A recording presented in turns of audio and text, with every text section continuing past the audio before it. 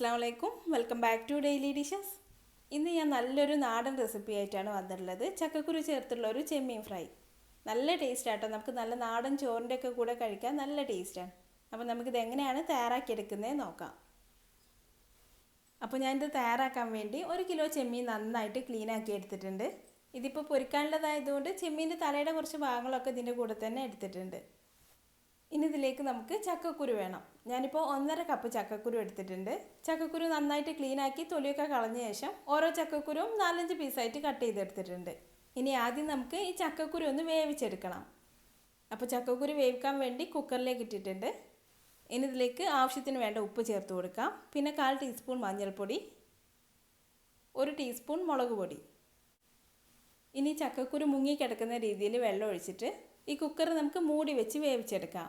1-2 whistle കൊണ്ട് തന്നെ ചക്കക്കുരു നന്നായിട്ട് വെന്ത് കിട്ടും. അപ്പോൾ നമുക്കിത് നന്നായിട്ടൊന്ന് മിക്സ് ചെയ്ത് കൊടുത്ത ശേഷം കുക്കർ മൂടി വെച്ച് വേവിക്കാനായിട്ട് വെക്കാം. ഇപ്പോൾ ഞാൻ ചക്കക്കുരു വേവിച്ചെടുത്തിട്ട് കുക്കറിന് വേറൊരു പാത്രത്തിലേക്ക് മാറ്റി വെച്ചിട്ടുണ്ട്.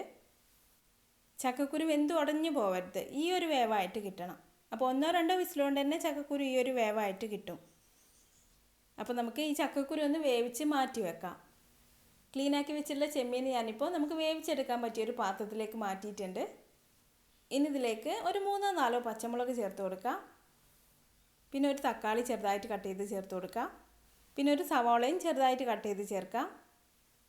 ഇനി 1 teaspoon garlic paste, 1/2 teaspoon ginger paste. ഇനി നമുക്ക് മസാലപ്പൊടികൾ ചേർക്കാം. ഞാനിപ്പോൾ 2 ടീസ്പൂൺ മുളക് പൊടി ചേർക്കുന്നുണ്ട്. അപ്പോൾ മുളക് പൊടി ചേർക്കുമ്പോൾ നമ്മളൊരു എരിവിനനുസരിച്ച് കുറച്ച് കൂട്ടിയോ കുറച്ചോ ഒക്കെ എടുക്കാം. പിന്നെ 1/2 ടീസ്പൂൺ മഞ്ഞൾപ്പൊടി ചേർക്കാം. പിന്നെ 1.5 ടേബിൾ സ്പൂൺ മല്ലിപ്പൊടി ചേർക്കാം. പിന്നെ ഞാൻ ഇതിലേക്ക് ആവശ്യത്തിന് വേണ്ട ഉപ്പും കൂടെ ചേർത്തിട്ടുണ്ട്. വേണമെങ്കിൽ നമുക്ക് കുറച്ച് കറിവേപ്പിലയും കൂടെ ചേർക്കാം. ഞാൻ കറിവേപ്പില ഇപ്പോൾ ചേർത്തിട്ടില്ല. കറിവേപ്പില നമുക്ക് ഫ്രൈ ചെയ്തെടുക്കുന്ന സമയത്ത് ചേർത്താലും മതി. ഇനി നമുക്കിത് കൈവച്ച് നന്നായിട്ടൊന്ന് മിക്സ് ചെയ്തെടുക്കാം. ഞാനിപ്പോൾ ഇതെല്ലാം കൂടെ നന്നായിട്ട് മിക്സ് ചെയ്തെടുത്തിട്ടുണ്ട്. ഇനി നമുക്ക് ചെമ്മീൻ വേവിക്കാനായിട്ട് വെക്കാം. ഇതിൽ വെള്ളം ഒഴിക്കേണ്ട ആവശ്യമൊന്നുമില്ല. ചെമ്മീനൊന്ന് ചൂടായി വരുമ്പോൾ ഇതിൽ തന്നെ നന്നായിട്ട് വെള്ളം ഇറങ്ങി വരും. അപ്പോൾ ഞാനിതൊന്ന് മൂടി വെച്ച് കൊടുത്തിട്ടുണ്ട്.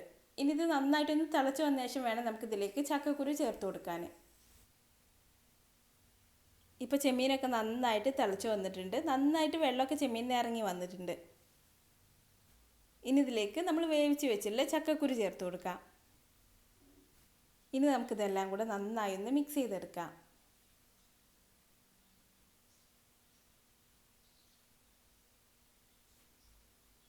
ഇപ്പോൾ ഞാൻ ചെമ്മീനും ചക്കക്കുരും എല്ലാം കൂടെ നന്നായിട്ട് ഇളക്കി മിക്സ് ചെയ്തെടുത്തിട്ടുണ്ട്. ഇനി നമുക്ക് ഒരു 10 മിനിറ്റ് കൂടി ഇതൊന്ന് മൂടി വെച്ച് വേവിച്ചെടുക്കാം. ഒരു 10 മിനിറ്റ് ഒക്കെ ആകുമ്പോഴേക്ക് ചെമ്മീനൊക്കെ നന്നായിട്ട് വെന്ത് ചെമ്മീൻ്റെ ടേസ്റ്റൊക്കെ ചക്കക്കുരുവിലേക്ക് നന്നായിട്ട് പിടിച്ചു വരും. ഇതിലിപ്പോൾ കുറച്ച് വെള്ളമുണ്ട്. അത് നമുക്ക് തീ കൂട്ടി വെച്ചിട്ട് നന്നായിട്ടൊന്ന് വറ്റിച്ചെടുക്കാം. ഇപ്പോൾ ഞാൻ ഇതിലുള്ള വെള്ളമൊക്കെ നന്നായിട്ട് വറ്റിച്ചെടുത്തിട്ടുണ്ട്. ഇനി നമുക്ക് തീ ഓഫ് ചെയ്യാം. ഇനി നമുക്കിത് ഫ്രൈ ചെയ്തെടുക്കാം. അപ്പോൾ ഞാനൊരു പാന് ചൂടാവാനായിട്ട് വെച്ച ശേഷം അതിലേക്ക് ഒരു 3-4 ടേബിൾ സ്പൂൺ വെളിച്ചെണ്ണ ചേർത്ത് കൊടുത്തിട്ടുണ്ട്. വെളിച്ചെണ്ണ നന്നായിട്ടൊന്ന് ചൂടായി വന്നതിലേക്ക് കുറച്ച് കറിവേപ്പില ചേർത്ത് കൊടുക്കാം. ഇപ്പോൾ കറിവേപ്പിലൊക്കെ നന്നായിട്ട് മൊരിഞ്ഞ് വന്നിട്ടുണ്ട്. ഇനി ഇതിലേക്ക് നമ്മൾ വേവിച്ച് വെച്ചുള്ള ചെമ്മീനും ചക്കക്കുരും ചേർത്ത് കൊടുക്കാം. കുറച്ച് സമയം ഇതുപോലെ നന്നായിട്ടൊന്ന് പരത്തിയിട്ട് കൊടുത്തിട്ട് പിന്നെ ഇടയ്ക്കിടയ്ക്ക് ഇളക്കി കൊടുത്തിട്ട് നന്നായിട്ടൊന്ന് ഫ്രൈ ചെയ്തെടുക്കാം.